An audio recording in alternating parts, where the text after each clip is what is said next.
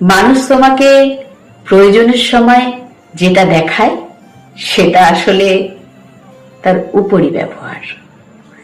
প্রয়োজন ফুরলে যে ব্যবহারটা তোমায় উপহার দেয় আসলে সে সেটাই। তাই মানুষের দুদিনের ভালো ব্যবহারে নিজে আপ্লুত হয়ে তাকে ভালো মানুষ ভাবার ভুলটাও করো না।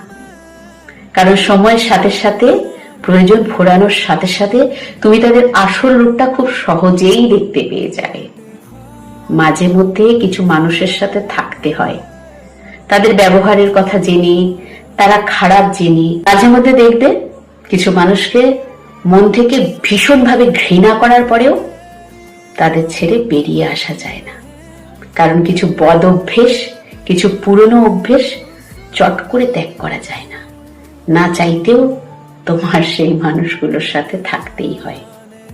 স্বাভাবিক জীবনযাপন, পুরনো অভ্যেসগুলো তাদের সাথে চালিয়ে যেতে হয়। এটা যদি তোমার মনকে শান্তি দেয়, মানসিক অশান্তি মুক্ত করে তোমায়, তাহলে এটা চালিয়ে যাও।